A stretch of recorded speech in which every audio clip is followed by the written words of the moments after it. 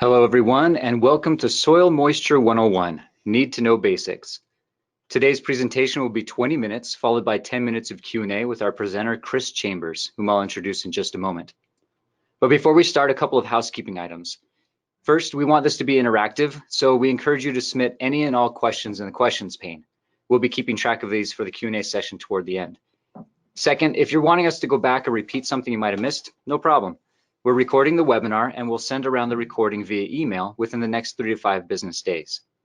All right, let's get started. Today we'll hear from Chris Chambers, who will introduce soil moisture and how it can be used as a powerful tool to predict how much water is available to plants, if water will move, and where it's going to go. Chris Chambers operates as the Environment Support Manager and the Soil Moisture Sensor Product Manager at Meter Group, the world leader in soil moisture measurement. He specializes in ecology and plant physiology and has over 10 years of experience helping researchers measure the soil-plant atmosphere continuum. So without further ado, I'll hand it over to Chris to get us started. Thank you, and thank you all for joining us this morning. And I'd like to start with a scenario that many of you are probably familiar with, whether you're a graduate student that has a measurement campaign coming up, or an experienced researcher that's been doing environmental measurements, or a grower that has crops to grow. At some point, you've probably either realized or had someone tell you that you need to measure soil moisture. And that's because water availability is one of the main drivers of ecosystem productivity, and the soil moisture is the immediate source for most plants. So after that conversation or that realization, you may have had the question, what does soil moisture even mean? You hear that phrase thrown around a lot, and I'm going to start with some questions that may help you narrow in on what you're actually trying to find out. So, are you interested in the water stored in the soil? Do you care more about water available for primary productivity to maximize production, or to understand the production on your site? Are you studying water and solute movement in soils? Do you aim to optimize water use of crops? Or are you modeling soil hydrology? Depending on which of these questions you're interested in, soil moisture might mean something very different. So our goals for today are to know which variables you need to measure to get your project started, and to define some of the terms that you will encounter to describe the water state of your soil, and to know what questions you need to ask to be successful in this field season measurement campaign. Now, this is not a substitution for a soils class. We're just here to help you get started and take your soils classes. They're really fun. So, two types of variables are required to describe the state of matter or energy. And this is true, it's not necessarily exclusive to water. It's true for heat and temperature, matter like carbon dioxide diffusion, basically the state of pretty much anything. And so for water, we're looking at water content and water potential. And water content is defined as the amount of water per total unit volume or mass. That's how much is there. And then the water potential is the potential energy per mole of water with reference to pure water at zero potential. And you could look at water potential as the energy state of the water in your system. So let's start with water content, and we're going to break it down further into two types of water content. Gravimetric water content, which is the mass of water per mass of soil, so grams of water per gram of soil, or basically your units of choice. And volumetric water content, which is the volume of water per total volume. With gravimetric water content, it's the primary measurement for water content. We're actually measuring the amount of water directly in the soil by measuring the mass. I'm used to grams of water per gram of soil. It's a pretty straightforward expression of units. And basically you weigh the wet soil sampled from the field, dry it in an oven, weigh the dry soil, And then your gravimetric water content equals your wet soil weight minus your dry soil weight divided by the dry soil weight. So the mass of your water divided by the mass of your soil. And then volumetric water content is basically the same thing except expressing it on a volume basis. And so here we have the components of your soil. And so these are the 100%, and your volumetric water content is the volume of the water divided by the total soil volume. In this case, it's going to be 35% VWC. You can see it in centimeters cubed per centimeters cubed or inches per foot, but we're looking at it on a volume basis here. So most of your volumetric water content measurements that you get these days are taken by some kind of sensor. So I'm going to talk just a little bit about where that measurement's coming from, because you have a sensor in the soil and it's giving you a number, or you're remotely sensing it. Basically, you're taking advantage of one property of water, and that's the polarity of water, to take this measurement. So here we have our good friend, the water molecule, and we've got a negative pole up on this side with an oxygen and positive pole on this side with your hydrogen atoms. So bear in mind, when this is in an electromagnetic field, here we have our water molecules kind of just scattered willy-nilly. And when we apply an electromagnetic field, these water molecules are gonna jump to attention, right? And then if we change that field, say we reverse it, they're gonna dance the other way. So by introducing this electromagnetic field, we can measure the effect of the water on that electromagnetic field. And if you have more water in the soil, you're going to get a larger effect. And so it doesn't, most of the measurement technology these days uses something like this, not necessarily electromagnetic fields, but we're taking advantage of this polarity of the water molecule. And this having a sensor opens up the possibility for a time series, which is extremely powerful. Look, we looked at gravimetric water content. If you're gonna measure water that way, you have to take a sample, take it back to the lab, or take a series of samples. And if you want to get at a time series, then you're basically out there sampling all the time. It's really impractical. But with this, we can measure the timing of changes in water content. We can compare depths in a profile, and the shape of these curves actually gives you a lot of information about what's happening to the water in your soil. So gravimetric water content, it's a good first principles measurement, but it's time consuming, destructive, and it gives you a snapshot in time. Where your water content sensors, it's a time series, enables profile sensing over time. It's less intrusive than gravimetric water content in that you're not destructive sampling, but you do still have to get a sensor into the soil. And then the remote sensing gives you time series at a limited scale, but it's extremely powerful for spatial sampling, which is important for measuring water content. So we have two ways to measure it, and we can link them by the bulk density of the soil.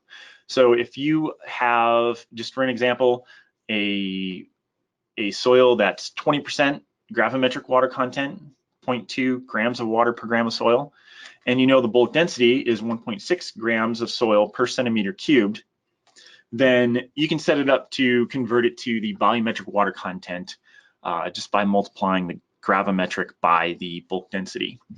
Cancel your units out, and we can see that we get our gravimetric into centimeters cubed of water per centimeters cubed of soil. So in this case, that 20% gravimetric water content is actually 32% volumetric water content.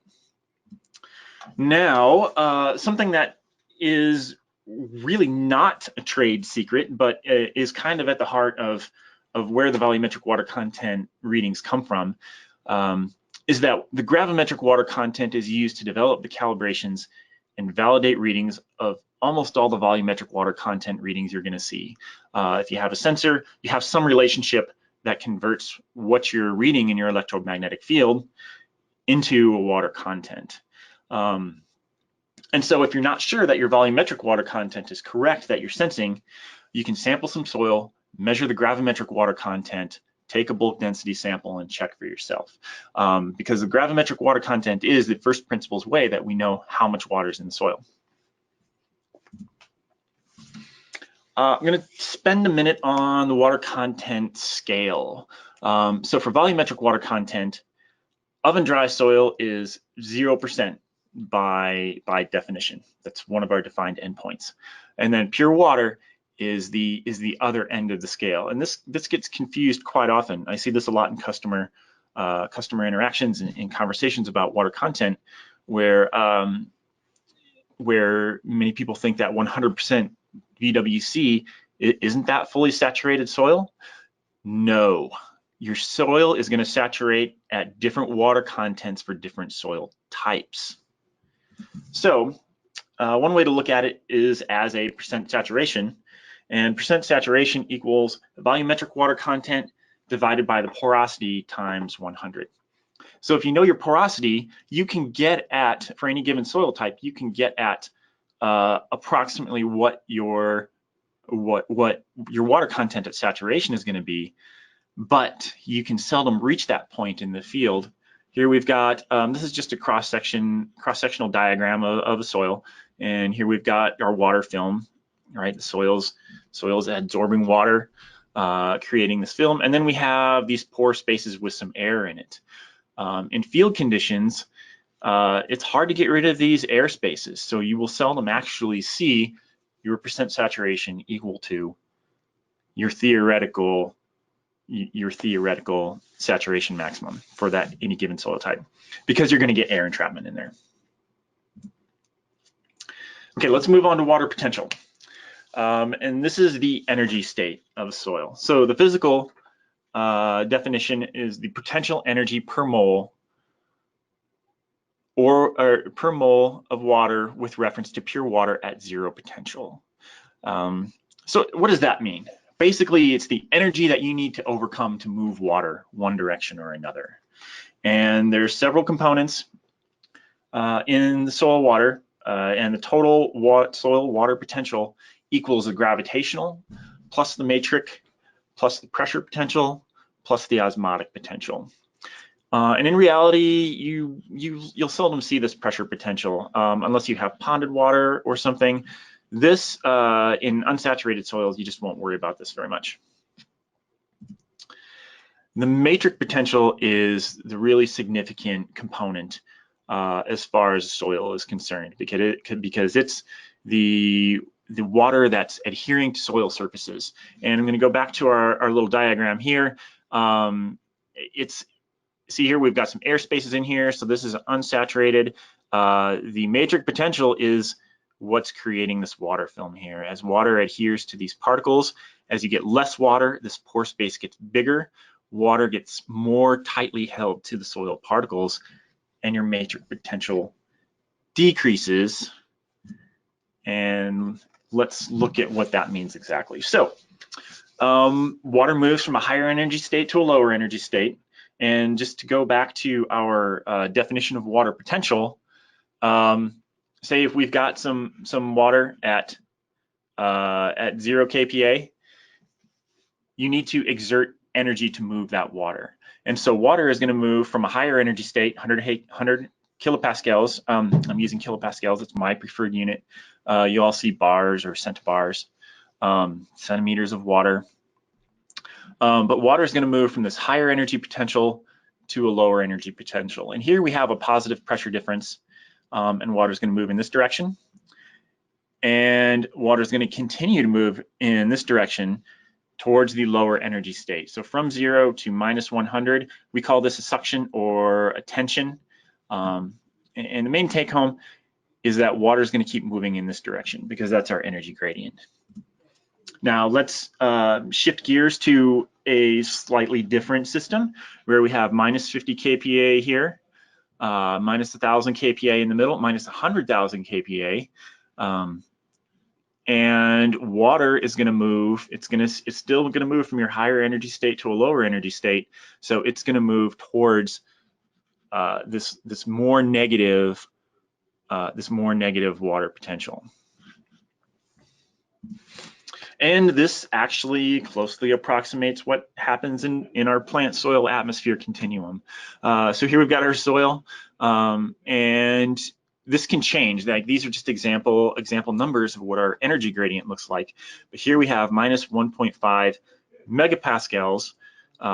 It's just an order of magnitude, or just a different, still a unit of Pascal. But then, so for this example, we have minus 1.5 here, and then the roots will be slightly more negative, and they're going to pull water from the soil into the roots, up through the xylem, out through the leaves, across this potential gradient. And the atmosphere at minus 100 megapascals, minus 100,000 kilopascals, is what's driving this gradient. So the water potential is going to define which direction your water is actually going to move in the system. And so we've got our two variables out of the way, and let's talk about some points in the soil just for orientation. You'll see field capacity come up all the time. And field water capacity is the content of water on a mass or volume basis remaining in the soil 2 or 3 days after having been wetted with water and after free drainage is negligible. Now, I remember my first soils class. We won't say how long ago it was. Soils 101, and the professor gave this definition, and I was like, well, that's remarkably subjective. Is it 2 or 3 days after having been wetted? Which gets at one of the obstacles with this field capacity definition, is that these measurements can be wonderfully subjective. By wonderful, I mean really difficult to interpret. The field capacity turns out to be at about minus 33 kPa in most soils. But if you're looking at some field capacity data, it's good to know how that point was arrived at. But it is an extremely important point in the soil because it's where your matrix potential is greater than the gravitational potential. So think about what's happening here. We've had started from a saturated soil, and all of the water has drained out that can drain out.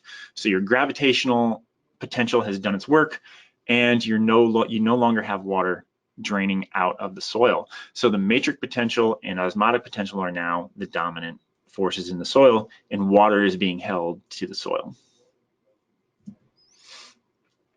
And kind of opposite, on the opposite end of the scale from field capacity, is permanent wilting point.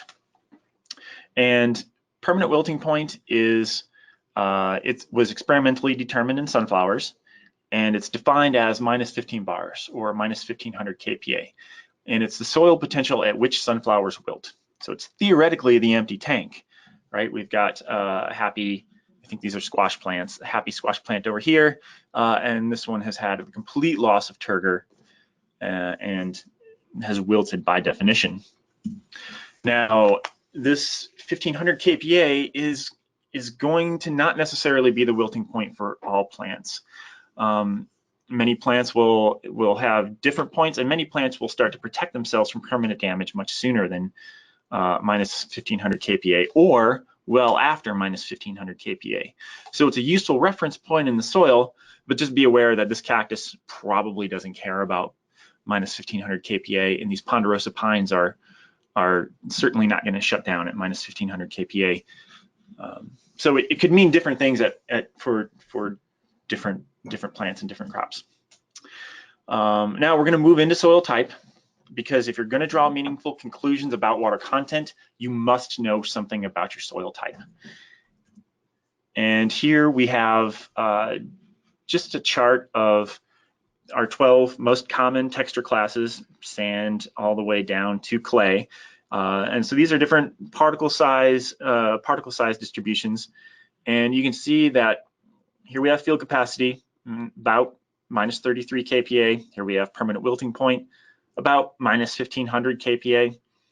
And you have very different water content at these points.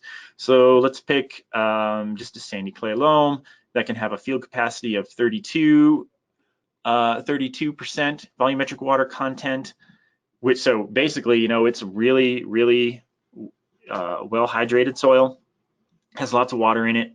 But for a clay, that is at the permanent wilting point for that water content.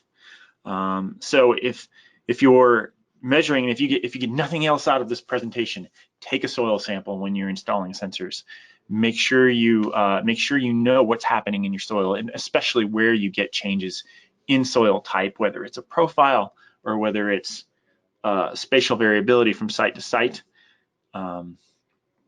Note that the water potential doesn't care. For all these soil types, minus 33 kPa is minus 33 kPa, whether it's a clay or a sand. And the same thing with minus 1500 kPa. So we're going to take this a step further and take a quick look at this relationship between water potential and volumetric water content. And this is a plot for 3 soils. And here we have water potential on a logarithmic scale on the x-axis and volumetric water content on the y. And there's a relationship, and it's different for every soil, of what a given water content will be at a water potential. Here we have our good old Palouse silt loam. And for reference, so this is kind of how important these measurements are. I kind of talked about how subjective and how not exactly accurate field capacity and permanent wilting point are, but I needed some reference point for my eye for these. So I threw field capacity and permanent wilting point in here. Here's field capacity, permanent wilting point, and with this relationship, you can find out how different soils will behave anywhere along the curve. So I'm going to leave this point here. We're actually going to come back and talk about soil water retention curves more in Soil Moisture 201. But right now, I'd like to kind of wrap up where we started, tie it all together. And if you are embarking on a soil moisture measurement campaign, this field season is coming up really quick for the Northern Hemisphere. The South is probably well on its way already. Here's some questions to ask before you start your installation or getting things going. Do I need to know how much water is stored in the soil? If the answer to that is yes, then you probably need water content. It's where you should focus. Do I need to know which way water is going to move in the soil? If the answer to that is yes, then you're going to need water potential. Do I need to know if my plants can get water? I think you guys can answer this one. I think you see where this is going. You're going to need water potential. Do I need to know how much water is in the soil for my plants? That actually gets a little bit tricky. I would say you probably need both because you need to know that point. You need to know how much water is in there physically, and you need to know at what point your plants are not going to be able to get it. You're going to need to know the size of your tank. So I would really like to thank you guys a lot for joining us. Tune in next time for Soil Moisture 201 as we flesh out this idea of soil water retention curves, not so much how to make them, but what do you do with the data? And at that point, I'm going to hop in for some of you guys' questions.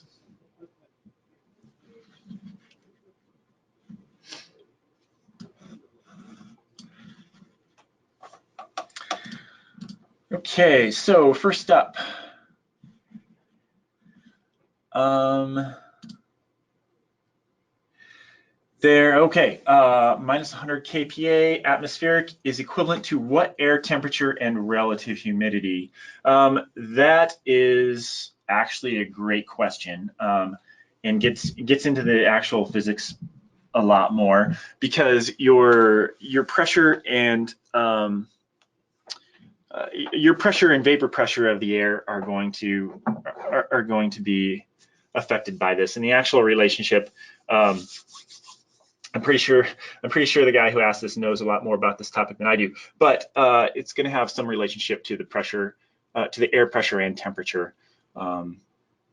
So if you're actually calculating your gradient, look more into, it's going to depend on your elevation, it's going to depend on your atmospheric pressure, and dig more into the model for for the energy of water vapor in the atmosphere than what I've presented here. And if you'd like some help, I can help you dig into that a little bit more with digging into the research a little bit. And I referenced an introduction to environmental biophysics pretty heavily here by Campbell and Norman. That's a great resource for any of these calculations. Next question. How can you measure KPA or MPA?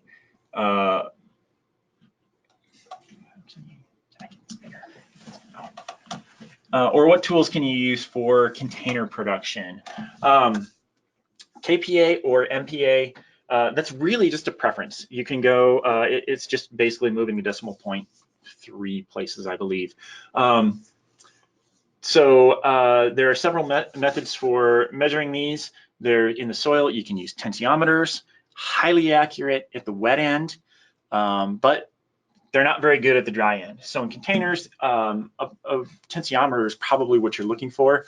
There's some other matrix potential sensors out there. You can look at the Teros 21 from, it's on our website. It's not going to be as accurate in the wet end as a tensiometer. But it's going to give you a better range and less maintenance.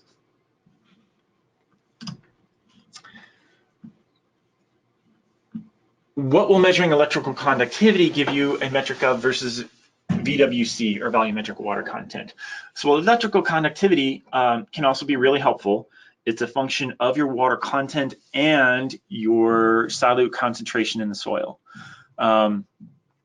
It's trickier to use than water content in many ways because you have to tease out that part of it. Is this change in electrical conductivity due to my solutes, or is it due to the water content? It's pretty easy to measure in most cases, and there's a couple of models out there that can help you extrapolate what your water potential is, or what your that let you extrapolate what your electrical conductivity of your pore water is versus your bulk electrical conductivity. But that's the real trick, is teasing out that difference there.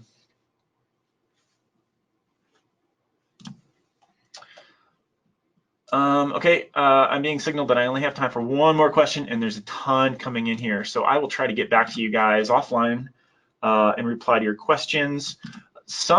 We do have some resources on our website for some of these, so I will try to pick one that I can't send a link to.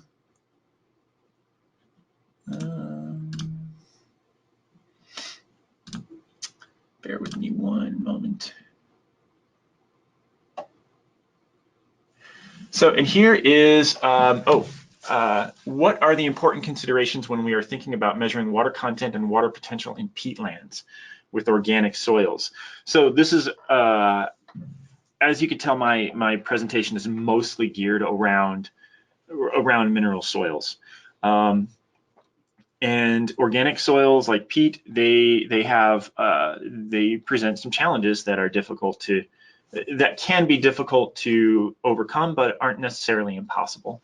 You can generate a relationship, a soil water potential curve, or a soil water retention curve in soil to substrates. We've done that before. It works really well. So that's something I would definitely look at. If you're sensing, your sensor to substrate contact is going to be one of the important factors in that. So spend a lot of time on your installation, and then just realize that this field capacity and permanent wilting point are going to have slightly different concepts in your organic soils. That isn't necessarily easy to predict from one organic soil to another, so watch out for your variability. With that, I'm going to have to shut it down. I will respond to the rest of the questions offline, and you can watch this presentation at any time. You'll receive a link in a couple of days, and I really appreciate you guys taking the time to visit with us today. Thanks a lot, Chris. That's going to wrap it up for us here. Thanks for joining us today. We hope you enjoy the discussion, and thanks again for all your great questions. Like Chris said, he will be getting back to you. If your question was not answered here on the webinar, he will get back to you with that. Also, please consider answering the short survey that will appear after this webinar is finished once you close out of it. And tell us what types of webinars you'd like to see in the future. Look for the recording of today's presentation in your email and stay tuned for Soil Moisture 201 as well as other future meter webinars. Thanks again and have a great day.